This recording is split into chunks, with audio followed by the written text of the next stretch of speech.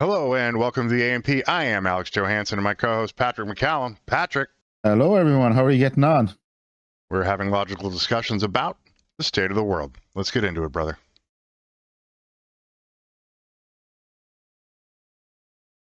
Hey, Patrick. How are you getting on, friend? How are things over there? Oh, you know what? The weather is amazing. It is beautiful out here today. Oh, that's always amazing over in your part of the world, isn't it? Except, yeah, we only get 3 weeks of sunshine a year over here.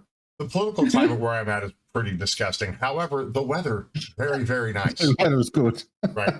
So I'm coming at you cold. Dad Saves America is going to be hollering at Mr. Peter Boghossian. Okay. Yes. Okay. Yes, I remember this gentleman. He's actually a gentleman with a very, very interesting past, actually. I remember all those hoax papers that himself and a couple of guys got together. Yes. And they submitted in for a review. They passed. Yeah, it was James Lindsay and what was the lady's name? I have it up. Helen. I know. Yeah, it was Lindsay and Lindsay and himself. Yeah, and Helen Pluckrose. Yeah. So they did a lot of really interesting stuff with showing that academia was functionally bankrupt because. So one of the famous papers is the concept penis as a social construct.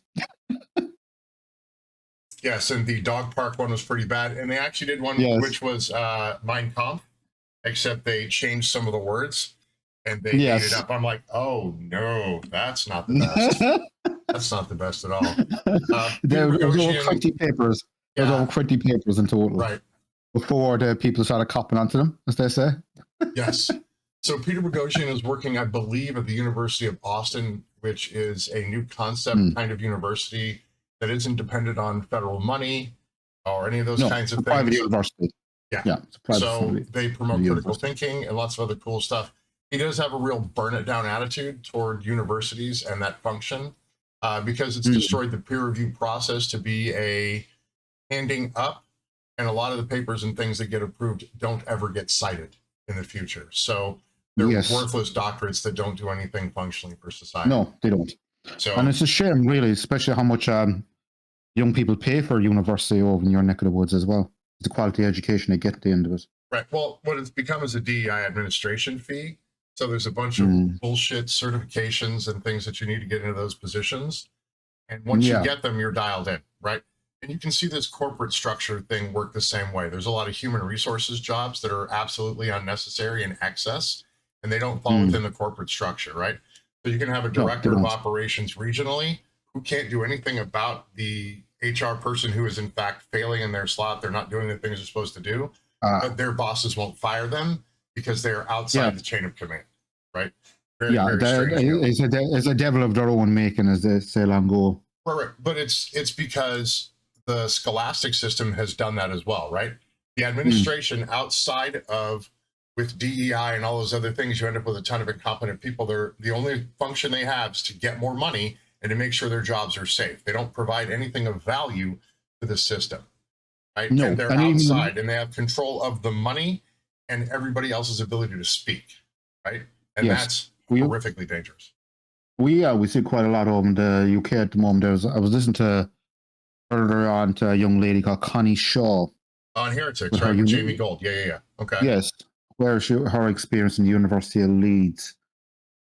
And a very, very interesting young lady. A very powerful young lady, actually. Right, they really put her through the ringer. Right. She couldn't say anything about the university until she had her sheepskin and got out of the way. They were very careful, as she said, in the wording of their email. So what she took it upon herself going, okay, I'm not allowed to speak while I'm at university, but I can speak when I'm finished university, which she has done.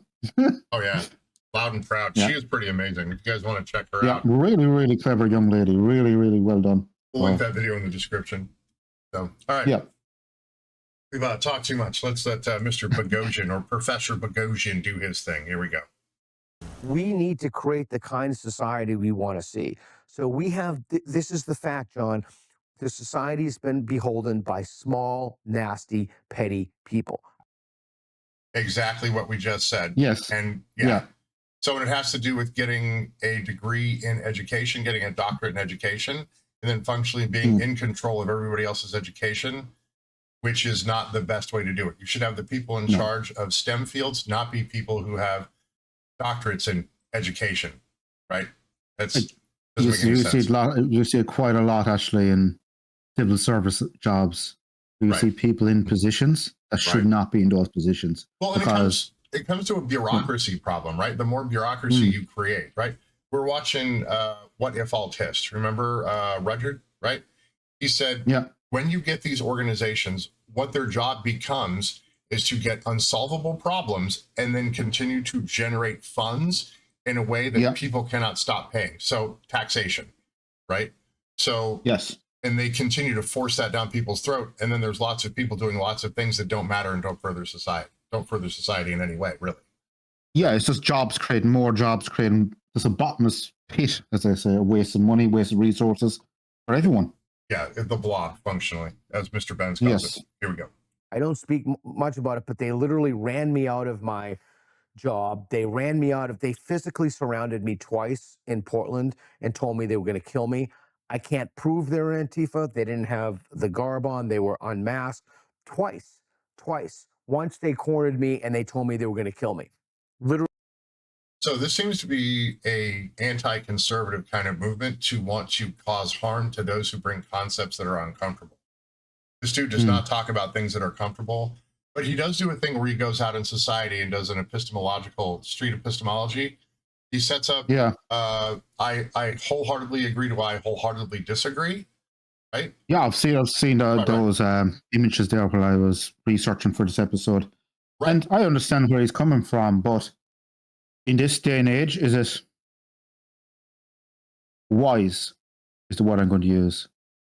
Because later on, when I watched the full episode this clip is from, is 1 in 4 people on the left believe violence is the answer to all the problems. Well, while I understand that, what he does in the street epistemology is he gives gradations of agreeance to disagreeance, right?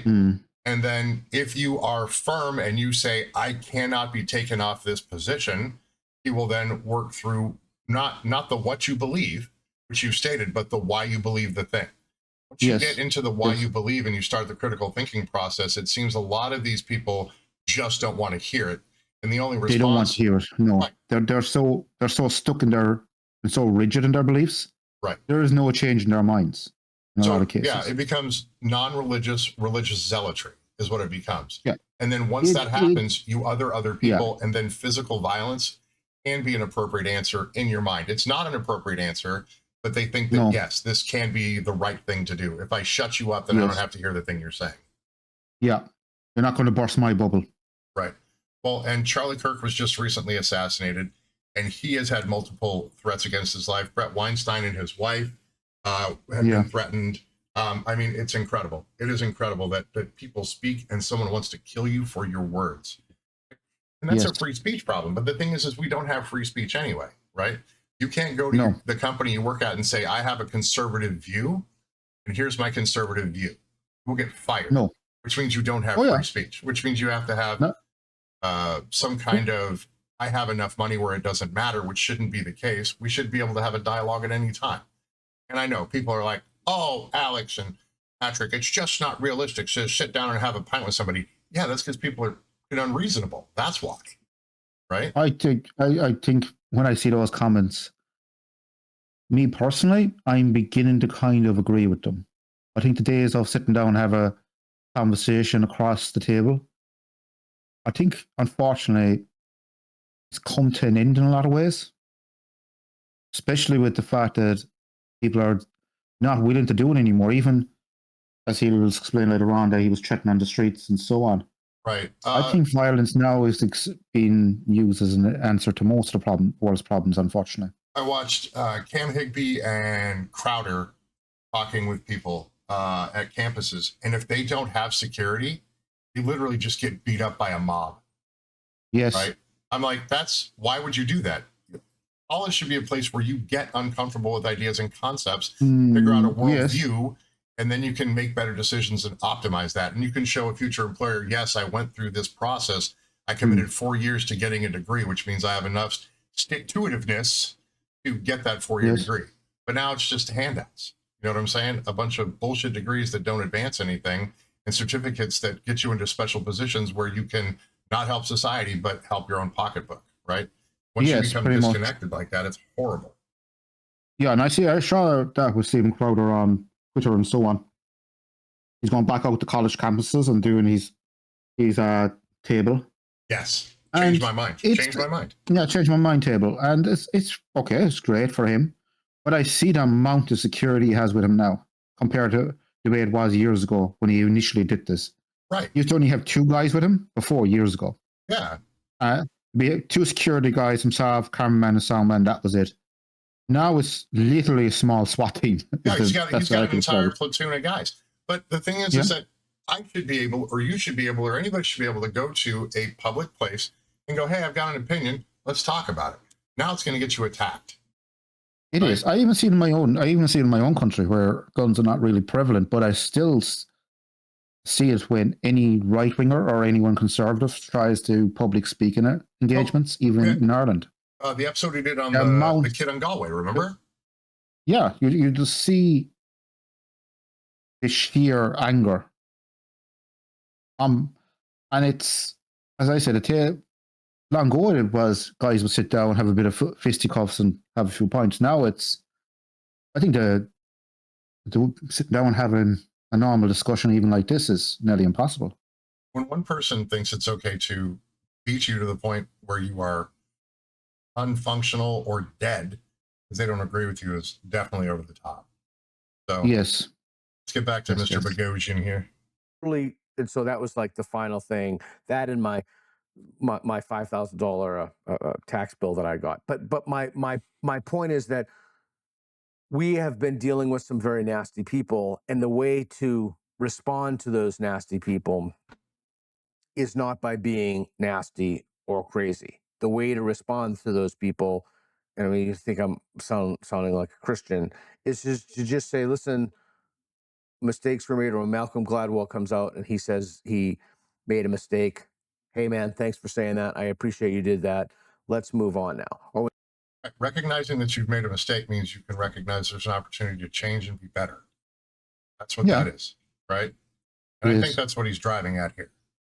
Someone could, so the way to respond to the people who have been truly relentless at harassing the fucking shit out of me for years, literally filing false allegations against me, weaponizing the system, almost trapping me behind a dumpster and telling me they're going to literally kill me and cut me up. The way to deal with those people is not to take a flamethrower to them, to take a flamethrower to our institutions. That's a very good thing, but not to individuals and not to violence. The way to So the removal functionally of the current system of scholastic endeavor at the college level, the collegiate level, right? Because I believe he's advocating for that because it is so corrupt at this point, right? You have DEI directors in colleges making over $400,000 and $500,000 a year. It's an unnecessary job that has a whole entire unnecessary department with unnecessary people making unnecessary money from the taxpayer. That's horrific. I think the sad thing about diversity and inclusion, it started off as a great idea, but over time, as you said, it got hijacked, right, and turned into an unrecognizable behemoth. Right. So, unfortunately, what if all his talks about how this works? So, it looks like we're short 5 to 10% of people who can contribute, who are somehow marginalized by the system. And if we can help give them an equality of opportunity, not equity, but an equality of opportunity, they can come in and make really positive contributions, right? But what happens, as opposed to the 5 or 10%, you get 90 to 95%, which is all victim group people, and functionally what ends up being not Caucasian folks of European descent, because they're considered othered. And you get literally every other thing but that, when those in a meritocratic system might be the ones who can perform the job the best, right? Yeah. I even look at our own educational system over here. We have our diversity and inclusion policies in our universities are widely different from the United States. Right. Our diversity and inclusion is people with disability and so on. Right. Not victim groups. Right. Yes, real people with real problems. Right. Not, I think that's the best way to go about yeah, it. they're not And self-declared that's victims. the funny thing is that's how your system began as well. When I looked into it, Right. it started off with people genuinely with genuine disabilities, with genuine problems, getting access to higher education. That's how it all. Right. So it's not self-declared victims; it's actual victims of circumstance. Actual victims. Right. Victims of circumstance. For some reason, I can't move around so good. Yeah. I'm So on. I'm blind. I'm blind. I'm deaf. I'm so on and so on. People with genuine issues of getting into third level. That's how these systems begin. Right. As I say, and their intellect is sometimes impaired. Their intellect is impaired. They're missing a thing. And that's okay. Yes. And the sad thing is, as they say long ago, is the road to hell is paved with fantastic intentions. The best of but then intentions. Then it gets hijacked. Yeah, then it gets hijacked. Yep. All right, here we go. To deal with these people so that they see the model that they have, so they have something to aspire to, is to forgive them and tell them everything's fine. You know, mistakes were made. You know, it's interesting. I just want to say, since I'm thinking about this, now that these universities are starting to slash their DEI programs, you know how you know they're not serious? Beside the fact that they keep people in, the same people, and they move them around and change their titles. You know how they're not serious? Right. A bunch of federal agencies did that after Trump came in and got rid of a lot of that stuff. So a lot of those people who are in those kinds of jobs, different job titles, but they're performing most of the same functions. Right. Okay. That happens in a lot of private companies do that as well. Right. So they went from a DEI job to an HR job because DEI was an HR function. And now they're just doing different HR stuff, which means that if the system flips back to where it was before, all those DEI functions will come back up. And those people who were bred and working in those positions will just hop right back into them and pretend like, well, it was just that 4 years when that crazy guy was in, you know? Yeah. It was just a blip on the map, as they say. Oh, blip on the radar. Yes. Yeah. You know why? I'm going to tell you why you shouldn't take these people seriously. They're pathological liars. Because if they were serious, they would say the following. Look, we made a mistake. We were beholden to a dangerous ideology and orthodoxy. We're sorry. We're going to do every single thing in our future to make sure this does not happen again. Here are some things that we're going to do. So what he wants is for people who are pathological liars to all of a sudden become good faith actors, which they will not do. Well, they can't, right? Well, they're ideologically captured, right? If you're ideologically captured, you will hide it if you're brought to bear on it, right? Somebody's like, hey, you're wrong. They're like, oh, yeah, guess I was wrong. The system switches back and they gain control again. They will put the boot on your neck, you know? Yes. And they won't even be friendly about it. They'll be like, well, sorry, this is just the way it is. Poor you, you know? Yeah, that's what I'm wondering is after these 4 years, I know the universities are trying to change now, as he said. Well, the problem is it'd be very interesting in 4 years' time. Right, well, 3.5. But the thing is, the federal funding is becoming an issue now. So the endowment for Harvard, I believe, is billions upon billions of dollars. So they're not hurting yet, right? Yes. But eventually, when the federal monies stop and they're not going to be replenished, right? If you have a diversity, equity, and inclusion program, you get no money from the federal government at all, right? So it's, and there's a lot of other systems that we have that are like that, right? So in the United States, for every dollar that you get in child support from one individual that goes into the system, the federal government matches it, right? So then the state is then encouraged to take money from functionally men, right? But it's working the same way in these universities. Because of the DEI thing, you get more money if you have people who are self-declared victims, and then you get more dollars because of it. Now they're going to go to no dollars, right? You see the problem? Okay. So if there's huge administrative costs, then the federal government is paying through taxpayer dollars into those things, right? So not safe, but that's the direction that goes in, right? Encouragement for failure is what it really is at the end of the day. Yeah, but the funny thing is a lot of universities have DEI programs. And I can understand why Trump went after Harvard because of how critical they were of him. Now, if Trump was serious, he would do it across all universities. He did. Not just target this one and target that one and target this one. Right. So Harvard, do it across the board. He is doing it across the board. The problem is that The Harvard was absolutely egregious, and so was Yale. Like when professors had struggle sessions in the quad with students who were attending Harvard. If you're attending Harvard, your life at that point isn't hard. It's not. Yeah. Right. All you're doing is well, not all, but Harvard was a premier institution, and it forces trust group issues because they're bringing in people who are not up to snuff. Right? You bring someone into a physics department that just doesn't get it, but you have to accept them based on inclusion, then your product overall will fail. So if you're the premier physics department in the country and you bring in people that can't be trusted to function at that level of intellect, then your whole department will fail. Eventually, I've seen that. I saw those headlines and read those stories myself. And then Harvard released their graduation figures, and it was tit for tat on both sides. Yeah, it was bad. It was bad. It was bad. And to be honest, Harvard's graduation figures were actually quite good compared to other universities in their sector. Right, but understand which probably stuck in somebody's craw. But then, as the way I see it is, if you're going to do a policy, do a blanket policy across the board.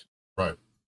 So in the story, it just looks childish and petty if you're just for sure. But focusing on two universities that are critical of you.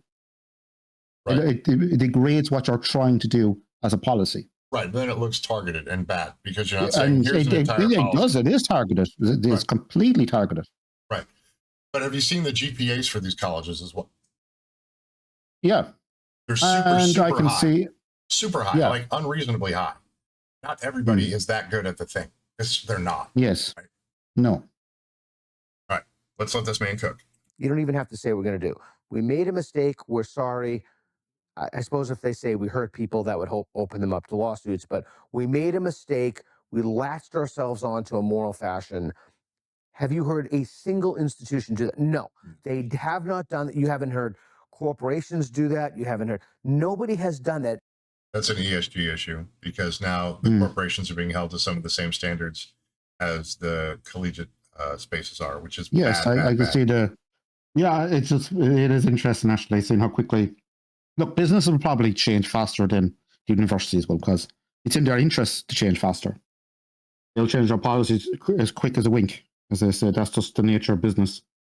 Well, that would be. I don't see universities changing their policy as quickly. There's some issues with that. They will eventually. They'll probably do it by, I say this time next year. Nearly all universities will have little or no DEI. Right, but that is setting aside Citizens United, a Supreme Court case that allows super PACs, which is corporations exercising a First Amendment right they shouldn't have, to pay politicians to perform certain functions. Right? Yeah. It's very, very obvious what it is, but somehow that ruling stands, and I don't know why. It doesn't make any sense. I'm hoping they revisit it. So it's money. It's bad. That's where that ruling stands. It's money. Yeah, it's money. Yeah, pretty much. That's why it's very easy. There's not much rhyme. The simplest reason is usually the easiest. It's just money. It's money. It's money. Yeah. That's why it's still there. Well, because money can buy influence specifically, and that's why of course they do it can.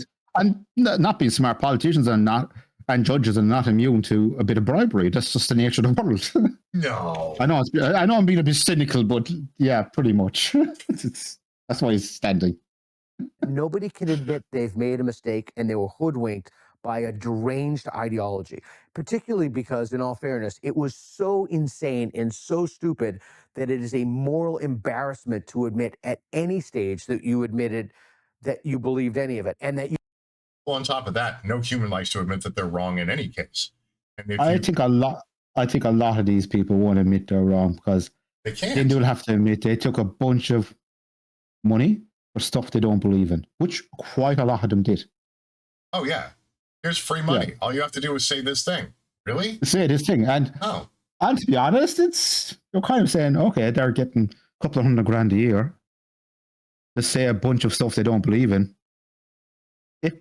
I think I can see why they were easily swayed. Yeah, non-religious, religious zealotry, functionally. Yeah. If I do this really hard, I win. Yeah, okay. I'm going to get a couple of $100,000 a year, just playing along. Yeah, there you go. You actively work to make the lives of people miserable who ask you simple questions about the ideology. Just questions, not even challenges, questions. So the way to deal with these people on an institutional level is to defund all of them. And Well, then they can make their parallel institutions, they can make their DEI, they can sit in a basement and write all they want about white people and gassing white people and killing Jews. Great. You do that. You don't get time of federal money. Right, because it's a failure in the marketplace of ideas. Yeah. He said what I was saying earlier. Yeah. If Trump is serious, let's pull the funding from every single university out there. Just pull the funding. Yeah. Don't threaten it, just pull it. Just pull the money from everyone. Don't just target one or two because your feelings got hurt. Target all of them. If you're serious about a policy, target all the universities. He's right. Just pull the money and let them reapply again. Well, I think come fall, or spring or fall coming up, there's a deadline for the universities to get rid of the DEI completely. And if it's not gone, the problem. It's like when Pete Hegseth was addressing the top brass, like 07 and above, which is admiral or general, that all had to go to Quantico. And he was like, hey, I saw that, yeah, that was like, there were people who were just pissed. And he's like, look, I just want war fighters to fight war. I don't need political stuff. I need in shape, fit soldiers, Marines, and naval personnel, Coast Guard, Air, whatever. I need you physically fit and ready to do the job when you're called to do the job. Right? Yeah, I understand that. Well, and in the military, the same thing has taken place with taking advantage of the system, right? So there's investigative functions in the military, right? You have SHARP, which is the sexual harassment thing. You have EO. You have the Inspector General, the IG. You have all these things. And a lot of times these young soldiers, when they get their feelings hurt, they receive lawful orders to perform functions. They don't want to do it. They bring complaints against these non-commissioned officers and officers that say they did a horrible thing, right? Because they don't want to paint a wall or do push-ups or whatever the thing is to get the job done. They just don't want to do it. So then they make a bunch of complaints and you get a bunch of experienced NCOs and officers who can't do their job because they're pulled off the line because somebody complained because they just had their feeling hurt. Like, and what happens if when, or presumably eventually with a proper investigation, these non-commissioned officers are found innocent? What happens to the person who makes a false complaint then? Generally speaking, they get NJP, which is non-judicial punishment. In the Army, it is an Article 15. In the Marine Corps, and the Navy, and Coast Guard, it's called a... Or they don't get thrown out? No, they don't get thrown out. Well, they can end up losing rank and that kind of stuff. But unless they do a courts-martial because it was exceptionally egregious, the problem is the societal and cultural shift has been everybody's a victim. But when you do that with the military, it's horrible, right? You raised your hand. I was about to say, you're dealing with a whole completely different animal from the civilian law enforcement. But me personally, if a person in the military, I'm just saying this, in the military, makes a false complaint like that, they shouldn't be in the military. If they're that out of control with their own emotions, right? Would I trust a person like that with a loaded firearm guarding my back? Right. Well, we had a discussion a while back about I was a victim of this, a very, very serious victim of a false allegation. Right. It destroyed my career. I had to switch paths later on, and it turned out that after an investigation, I didn't do any of the things that I was accused of. Right. Nothing happened to my accuser. Nothing. And the pattern, after talking with SARC representatives, which is a specific position in the Army that deals with sexual assault reporting. Yes. He said he saw at least 60 or 70% of the time it was a false allegation, 10 or 15% of the time it was a nothing burger, right? Like somebody got their feelings hurt because somebody said something slightly aggressively, and 10 to 15% of the time it was a legitimate thing. The problem is you have to have those systems in place for when something egregious and is actually a violation occurs. Yeah, but then and the I rest understand. Of that system by the way, gets weaponized. Oh, by the way, I understand why these systems are in place, and I fully agree with the systems being in place. But there should always be a consequence if you're found to have made false allegations. Right. Well, I've seen it outside the military as well in different criminal cases. Sure. We can all look. We can all see cases after case after case. Now, don't get me wrong. The prosecution service in civilian realm can get it wrong too when there is a true victim failed to prosecute. So there's a flip side as well. But if you make a false allegation and you're proven and confess to making a false allegation, there should be a consequence. Absolutely. In the military or in civilian law, there should be a law in place you're destroying a person's life for 3 to 4 years, because that's what you're doing. Yes. Because it takes at least 3 to 4 years, Mm-hmm. and sometimes longer, to clear a person's name. And even if they're found innocent, that stain will stay on that person the rest of their lives. The punishment is the process. Punishment is the Yes. process and the destruction of your reputation.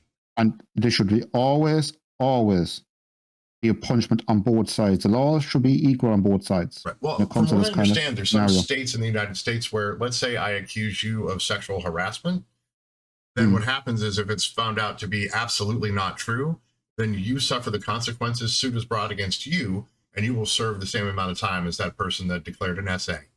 Right? Yes. And I understand now. I know a lot of advocate groups now would hop on and say, right, you're punishing real victims and so on and all this. I can understand their argument, but when a person, and I'm always making this very clear, if a person is found to have made a false allegation, like what you just described there, they should be sued and treated as the same as the attacker. As the initial attacker who did not do the thing. Yes. So, all right, let's get back to it. And that's the way to deal with the institutions, and then the way to deal with the people is to forgive them and move forward. I couldn't possibly agree more with the program that you just described. Yeah, I mean, Yeah, I think that's right. I can't know it. It seems okay, right. I can't know. I hope I know it. But here's the rub. Here's the rub. There is such a rot and a corrosion among the left from identity politics that anybody who points out obvious facts about the world or hypothesizes about the world is all of a sudden on the right. Everybody is on the right. Everybody's on the right. Everybody to these people is on the right. So that's if you're not as far left as me, you're right kind of problem. That's what that is. Oh yeah, I've seen it. There's a little that was cartoon. I was talking especially about last summer. I was at a local pub, you could say, and I was just sitting down having a few beers, and this young people came in. They were on about, the usual Palestine should be free kind of, those guys come in after the protest and have a few points. And I happened to be in the city at the time, and I had one gentleman with me, and he's like myself. We personally don't give a shit. If I can say, yeah, it's past the 5 minutes on YouTube, I can curse. And when he was just chatting away, to young people about the football. He wasn't actually chatting about what they were wearing. Mm-hmm. But they brought it up to him, and he turned around and he said, I just don't really have an opinion. I'm just too old to give a shit. Kind of attitude. Right. And you swear now he kicked a puppy or whatever the hell he did. But it's just their complete shock of everyone should care about X cause all the time. And they're shocked when they meet a person who's saying, I'm just getting on with my day. I don't have an opinion either way. Right. I'm not emotionally invested. So here's one of the things that happens. You get a bunch of fatigue because people say, everything is so unjust. Everything is horrible, horrible, horrible. Yeah. Right. Okay, I get it. So let's say you're a feminist and you're like, women are treated badly. You know what? Sometimes women are treated badly. Sometimes men are treated badly. But when you continue to bring something up and you don't want to actually make headway to solve the problem, you just want to make a bunch of noise. Right. If you have a problem with what's going on in Gaza and Palestine and you want to make a difference, go there and make a difference. Yes. There's hundreds and hundreds and hundreds of NGOs out there at the moment. Yeah. Go. If you want to really make a difference in the world, volunteer. There's no point in banging a drum or doing this and waving flags. Go over on the ground and make a difference. Right. There's hundreds of NGOs at the moment crying out for volunteers. Right. And if you want to have a discussion about it, listen to what I have to say. Don't just tell me I'm wrong. Run me through the evidentiary value of why a thing is a thing. We'll have a syllogistic argument. We all understand. We all understand what's going on over there is awful. We all understand that, and that's fair enough. That's just war. War is a messy business. It's awful, yeah. But if you genuinely feel that, upset by it, volunteer for one of these hundreds of organizations. There's Red Cross. There's the UN. For sure. Different UN. Put on all your makeup. Put on all your makeup that you wear. And go over there with your crazy ass opinions and see what they say to you. right? Yeah. What's going to happen a lot of times is you're going to get flying lessons. They're going to throw you off a building. Well, yes, but outside of all that hyperbole, if you want to make a difference in this world, volunteer to make a true difference in this world. Right. The point I'm trying to make Yeah, to young people. If you want to change this, if you want to change society, volunteer and change society properly. Yes. Make a sacrifice. That's the best way of doing it. That's you have to make a sacrifice for something like that if you want it bad enough. Otherwise, you're just making noise. Like, shut your gap. You know, put your money where your mouth is and go do the thing. Make that difference. Because, as I said, I've seen hundreds of these protests all over my own country, left and right, and especially mainly the left. And one thing I've found about most of the left-wing protesters I've met, they are great at protesting, but very bad at doing on the ground, helping each other out. Oh, for sure. You know, volunteering for all different charities around my own country. Just every charity I know is crying out for volunteers.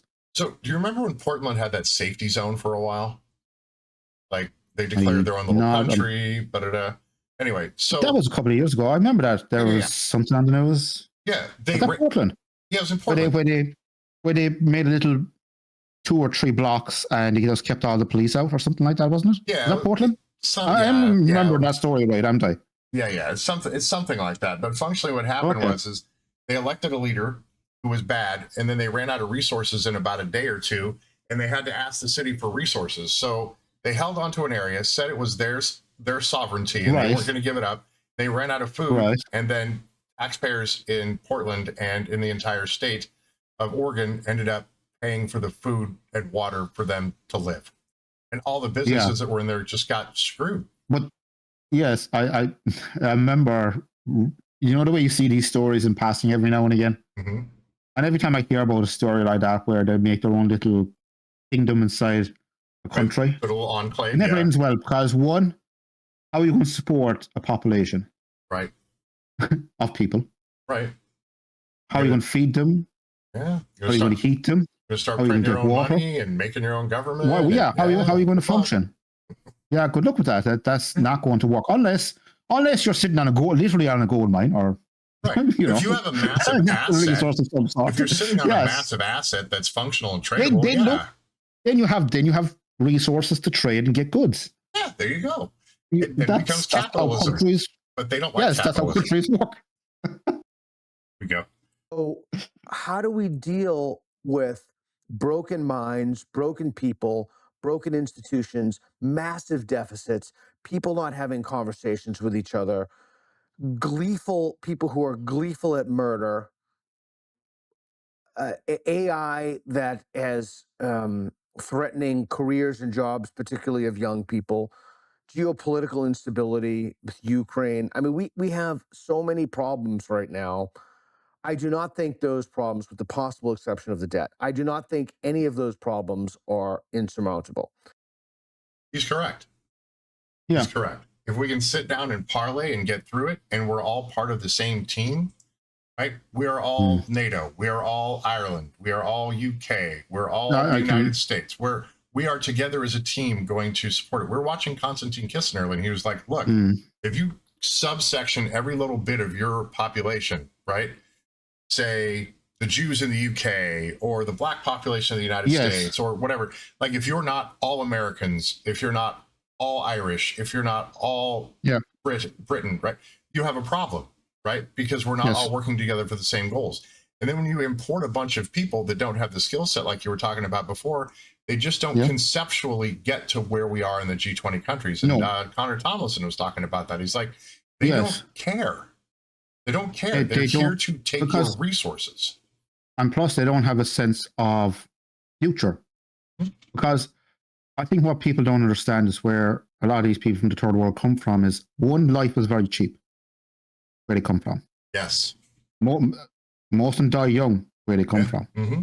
So their sense of thinking 5, 10, 15, 20 years down the line is not the same as us. Their initial concept is, I'm going to get stuff this week.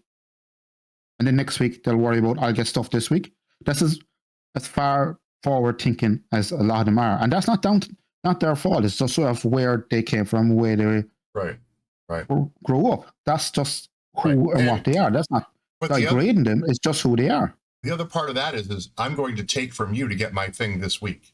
And then if Yes, you're there and for me because to, of where they come from, that's how you get your thing. That's how you get your bag, as they say. Or right. Yeah. But the other side of that is you're kind of what did Connor Tomlin say? You're a mug if you don't, because everybody else is doing it, right? Yes. And the big thing he said that I thought was amazing was queuing up or getting in line for things is civilization, right? Yes. Because the biggest guy with the pointiest elbows isn't going to get to the front of the line to take the thing. We all just line up.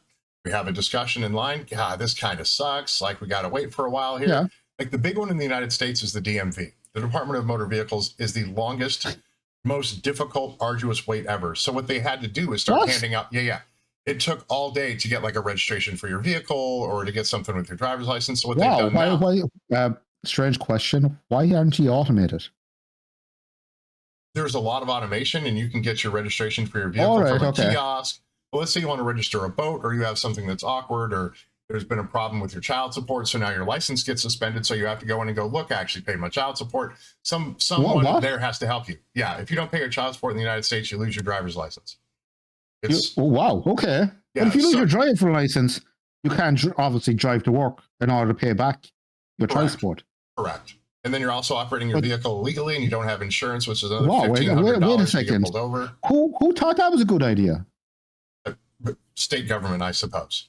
But the long and the short of this one is as opposed to queuing up or lining up, you now get a number. So you go in, a nice person at DMV helps you. And they say, okay, here's your number 413G, right? And then you sit down and wait until 413G is called, because when they had lines at DMV, people would just jump the queue. They would just jump the line, right? So they had to do something because they're like, no, I'm bigger than you. I'm just going to get in front of you and my thing's going to get done first, right? But when he says that's civilization, it does specifically exemplify civilization, right? If I'm going to get my bag over you and I'm going to subdue you or do whatever to hoodwink you, or the new term I think is trapping, right? That's like, I'm going to get my bag and I don't care about you, right? But that's a whole group of countries in the world that when they get to G20 countries, just take and don't give back because they're going to get their bag from you regardless. And now governments are facilitating that process by saying, we're going to give you a bunch of free stuff. And of course, they're going to come and show up. And then like in the UK, it's going to cost £450,000 over a lifetime for each one of these individuals who come into the country that don't learn a thing, do a thing, or become a productive member of society. Just the way it is. Yeah, we're having the same problem over here at the moment. Pretty bad. Our latest budget now, we've set aside $4 billion again this year, just for refugees. You should ask Gavin Newsom where he lost that $26 billion. That could help Ireland really well. That would be great. That would certainly help, right? Yeah. All right. So for Patrick McCallum, I am Alex Johansson. That has been Dad Saves America with Peter Boghossian, Arc 1. We'll be working on Arc 2 soon. Ring the ring, ding the bell. Help us beat the algorithm. We are out.